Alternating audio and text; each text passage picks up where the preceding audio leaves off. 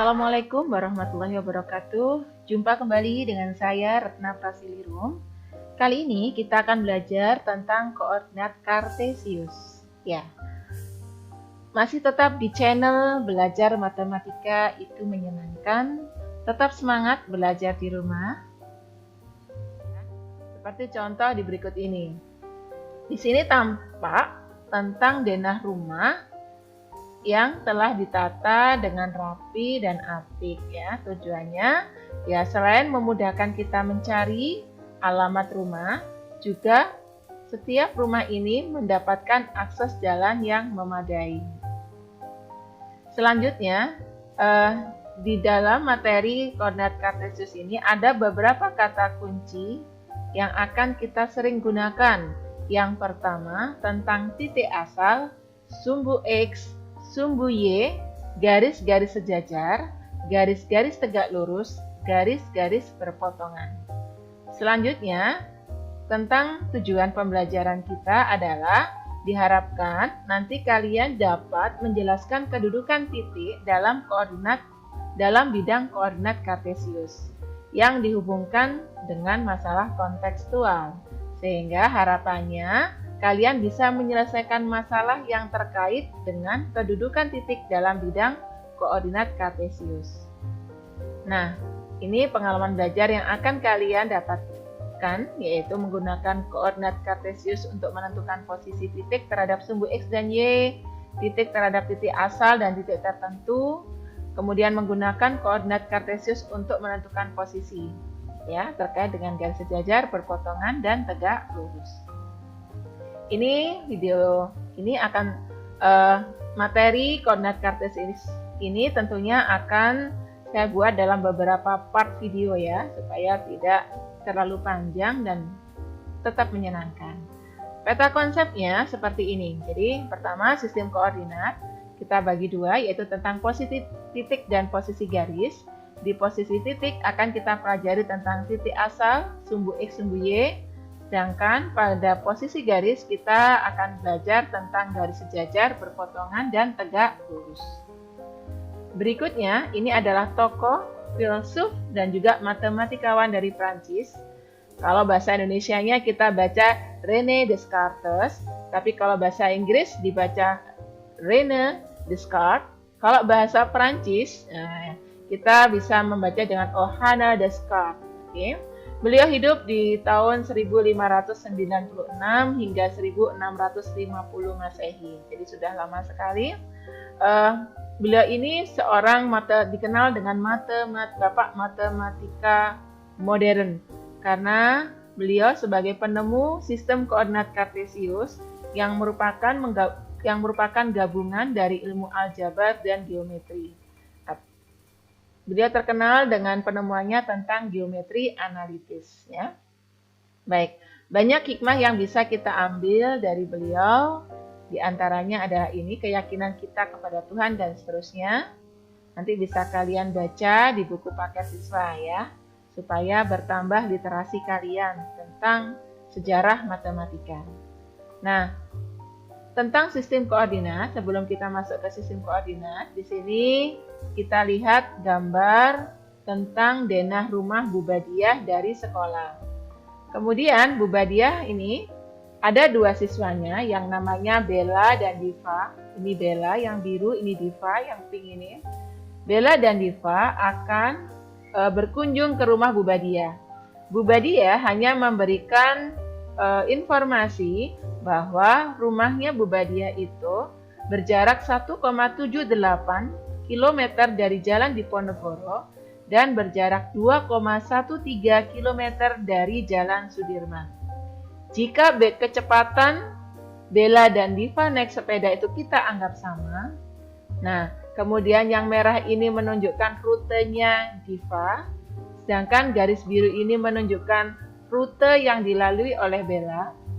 Kemudian setelah mereka melalui, ternyata Diva datang lebih dulu daripada Bella.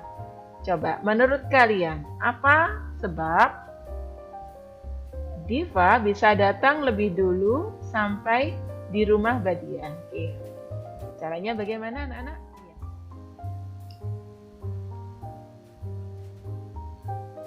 Baik, mari kita cari tahu mengapa Diva lebih dulu sampai di rumah Bu Badiah daripada Bella. Ya. Baik, kalau kita amati, di sini Diva yang rutenya merah itu mempunyai jarak tertentu. Mari kita jumlahkan dulu jarak yang ditempuh oleh Diva yang rute merah ya. Yang pertama adalah 530, kita tambahkan dengan 610, kemudian 970, 780 meter, 160 meter, dan 650 meter. Ini kita jumlahkan dulu ya. Maka hasilnya adalah 3.700 meter atau 3,7 km ya. Kemudian kita lihat, kita hitung dulu jarak yang ditempuh oleh Bella yang warnanya biru ini rutenya ya. 540 meter ditambah 315 ditambah 850, kemudian 425, 420, 410, 180, 430, dan 550. Kita jumlahkan dulu. Oke, maka ketemu di sini 4.120 meter atau 4,12 km. Nah, dari jaraknya saja berarti Diva itu jarak yang ditempuh lebih pendek daripada Bella. Itulah sebabnya Diva dan Bella yang mengendarai sepedanya dengan kecepatan yang sama, maka Diva sampai lebih dulu di rumah Badiah karena jarak yang dia lalui itu lebih pendek daripada jarak yang dilalui oleh. Mari kita menalar. Amati titik-titik pada koordinat kartesius di samping dan isilah tabel berikut. Ini koordinat kartesiusnya di gambar 2.3. Kemudian kita diminta mengisi tabel 2.1 tentang jarak titik terhadap sumbu X dan sumbu Y ya. Baik. Ini supaya nanti lebih mudah. Saya buka dulu di sini.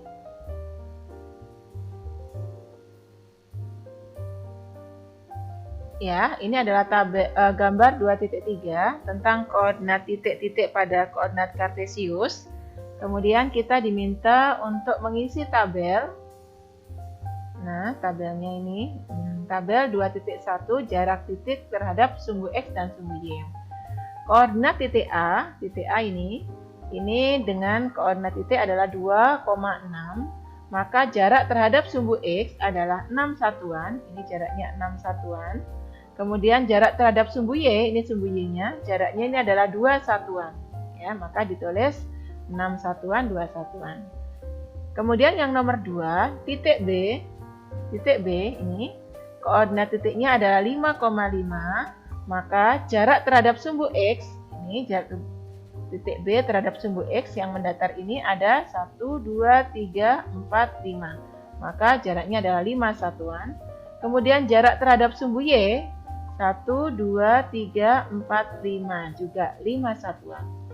Titik C dengan koordinat negatif 4,3, ini titik C, maka terhadap sumbu Y itu ya 3 satuan, kemudian terhadap sumbu Y ada 4 satuan. Titik D dengan koordinat negatif 5,6, maka jaraknya terhadap sumbu X itu ada 6 satuan, dan terhadap sumbu Y ada 5 satuan. Titik E ini koordinatnya negatif 3, negatif 3, maka jaraknya terhadap sumbu X itu adalah 3 satuan, terhadap sumbu Y juga 3 satuan. Selanjutnya titik F, koordinatnya negatif 5,6, maka jarak terhadap sumbu X ada 6 satuan dan sumbu Y 5 satuan. Titik G, jarak terhadap sumbu X 4 satuan, terhadap sumbu Y 5 satuan.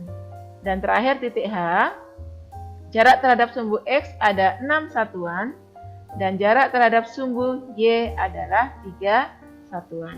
Ini ya.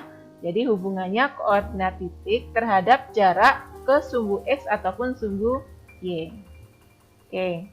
Terus selanjutnya kita kembali ke buku paket tadi. Ini sudah kita isi. Bisa kalian itu ya, nanti kita amati lagi. Nah, posisi titik pada koordinat kartesius ditulis dalam pasangan berurutan x, y. Ini namanya pasangan berurutan x, y. X-nya absis, Y-nya adalah ordinat. Bilangan X menyatakan jarak titik itu dari sumbu Y. Saya ulang lagi. Bilangan X menyatakan jarak titik itu dari sumbu Y. Dan bilangan Y menyatakan jarak titik itu dari sumbu X. Ya. Jadi X-nya di sini itu menunjukkan jarak titik terhadap sumbu Y. Sedangkan ini adalah jarak titik terhadap sumbu X. Sumbu X dan sumbu Y membagi bidang koordinat kartesius menjadi 4 kuadran, yaitu kuadran 1, 2, 3, 4. Kuadran 1, koordinat X positif, koordinat Y positif. Kuadran 2, X-nya negatif, Y-nya positif. Dan kuadran ketiga, X-nya negatif, Y-nya negatif. Terakhir, kuadran keempat adalah koordinat X-nya positif dan koordinat Y-nya negatif. Jadi kalau kita gambarkan supaya lebih paham, ini adalah koordinat kartesius, maka yang di sini ini adalah kuadran 1. Ya. Di sini kuadran 2, kemudian bawahnya ini kuadran 3, ini kuadran 4. Kalau saya gambarkan supaya lebih paham lagi, ini adalah koordinat kartesius, maka saya buat satu titik dulu ya. Saya buat titik di sini. Misalkan ini titik D ya. Maka kuadrannya itu adalah yang dimaksud kuadran 1. Ini loh kuadran 1. Ini kuadran 1. Jadi semua titik yang ada di sini adalah kuadran 1. Ini adalah kuadran 2. Kuadran 2. Yang di sebelah sini adalah kuadran 3. Ini kuadran 3. Dan yang ini adalah kuadran 4. Kuadran 4. Jadi kuadran 1 X positif, Y-nya positif. Kuadran 2 X-nya negatif, Y-nya positif. Kuadran 3 X dan Y negatif. Kuadran keempat X-nya positif, Y-nya negatif. Oke. Selanjutnya kita kembali lagi ya ke soal, ke buku paket ini tadi sudah. Saya hapus dulu. Nah, kemudian kalian bisa menanyakan apa yang menjadi kesulitan kalian, ataupun kalian bisa membuat pertanyaan-pertanyaan beserta jawabannya. Itu berarti membuktikan kalian sudah paham ya. Ayo kita menalar selanjutnya. Kalian perhatikan di sini, ini ada koordinat kartesius. Kalian amati kedudukannya ya. Diamati dulu kedudukannya terhadap sumbu X dan sumbu Y. Kemudian perintahnya kita akan melengkapi jarak titik terhadap sumbu X dan Y dalam kuadran. Jadi menentukan mereka di kuadran mana serta alasan-alasannya. Ya. 2.6 tentang bidang koordinat kartesius. Kita akan tulis dalam bentuk tabel, yaitu tabel 2.2 jarak titik terhadap sumbu X dan sumbu Y dalam kuadran. Sini ya, supaya tidak bolak-balik saya tampilkan juga tadi koordinat kartesiusnya dan juga tabel. Titik A dengan koordinat 2,6, ini titik A 2,6. Maka titik A berjarak 2 satuan dari sumbu Y, ini 2 satuan dari sumbu Y, dan jaraknya 6 satuan dari sumbu X. Maka titik A berada di kuadran 1. Kemudian titik B, ini titik B dengan koordinat 3,0. Titik B berjarak 3 satuan dari sumbu Y dan berjarak 0 satuan dari sumbu X. Maka titik B berada di sumbu X. Jadi titik B berada di sumbu X. Tadi sudah dijelaskan bahwa kuadran 1 itu X-nya positif, Y-nya positif. Sedangkan 0 itu bukan positif ataupun bukan negatif. Sehingga titik B 3,0 itu berada di sumbu X. Selanjutnya titik C negatif 2,3 di sini posisinya. Maka titik C berjarak 2 satuan dari sumbu Y. Ini 2 satuan. 2 satuan dari sumbu Y dan 3 satuan dari sumbu X. Maka titik C berada di kuadran kedua. Lanjut titik D. titik D dengan koordinat 0,4. Titik D berjarak 0 satuan dari sumbu Y dan 4 satuan dari sumbu X. Maka titik D ini juga berada di sumbu Y. Berada di sumbu Y, tepat di sumbu Y ya. Selanjutnya, untuk titik E sampai dengan H, titik E sampai dengan H, titik E dengan koordinat negatif 5,0, maka titik E berjarak 5 satuan dari sumbu Y, ini sumbu Y, dan 0 satuan dari sumbu X. Ini kan sumbu Y, jaraknya 5 satuan. Kemudian kalau di sumbu X ya jaraknya 0, karena dia berada tepat di sumbu X. Titik F dengan koordinat negatif 5, negatif 3, maka titik F berjarak 5 satuan dari sumbu Y dan berjarak 3 satuan dari sumbu X. Titik F, ini titik F ya, berada di kuadran 3. Kemudian titik G. Titik G berjarak 5 satuan dari sumbu Y dan berjarak 4 satuan dari sumbu X. Titik G, ini G, berada di kuadran 4. Dan yang terakhir titik H dengan koordinat 0, negatif 5. Maka H berjarak 0 satuan dari sumbu Y, 0, dan berjarak 5 satuan dari sumbu X. Maka titik H itu berada di sumbu Y. Jadi bisa dipahami ya, mana saja titik yang berada di kuadran 1, yaitu titik A. Kemudian titik yang berada di kuadran 2 adalah titik C. Titik yang berada di kuadran 3 adalah titik F. Titik yang berada di kuadran 4 adalah titik G. Sedangkan yang berada di sumbu X adalah titik B dan titik E. Titik yang berada pada sumbu Y adalah titik D dan titik H.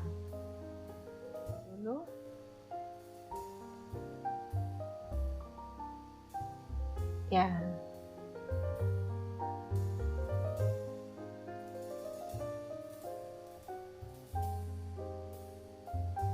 Baik, setelah melengkapi tabel, mari kita selesaikan ini ya. Bagaimana cara menentukan suatu titik berada pada kuadran koordinat kartesius? Berarti bagaimana tadi? Ya, kita tentukan dulu jarak titik terhadap sumbu Y, yaitu absisnya, X-nya. Kemudian ordinatnya kita tentukan dengan jarak titik terhadap sumbu X. Ya. Apakah yang kalian ketahui tentang titik B 3,0, D, E, dan H? Di sini koordinatnya, ini ordinatnya 0, absisnya 0, ordinatnya 0, absisnya 0. Berarti kalau dia ordinatnya 0 seperti ini, 3,0, negatif 5,0, maka titik B dan E berada di kuadran, di sumbu, ya, berada dia di sumbu X ya. Sedangkan kalau absisnya 0, maka titik D dan H berada di sumbu Y. Kalau digambarkan, silakan digambarkan ya. Menggambarkannya supaya jelas dan mudah untuk kalian, bisa kalian gambarkan di buku streaming ya, atau buku streaming atau buku berpeta. Oke, kalau sudah, untuk PR kalian bisa untuk mencoba menguji sejauh mana pemahaman kalian tentang koordinat kartesius, tepatnya tentang titik asal tadi sumbu X, sumbu Y, kemudian menentukan koordinat titik. Kalian bisa kerjakan. Ayo kita berlatih 2.1 di halaman 52 buku siswa ya. Terus dikerjakan soal 1 sampai dengan 5. Oke. Semangat mengerjakan ya nak ya. Selanjutnya, selanjutnya ya, kalian adalah anak-anak yang hebat. Manjada wajada. Kalau kalian punya kemauan dan keinginan yang kuat, terus kalian ikhtiarnya juga tepat, maka insya Allah tercapaikan apa yang menjadi cita-cita kalian. Tetap semangat belajar karena Allah Subhanahu wa Ta'ala ya. Baik, terima kasih. Alhamdulillahirabbil alamin. Sampai jumpa di video selanjutnya dan tetap semangat. Wassalamualaikum warahmatullahi wabarakatuh.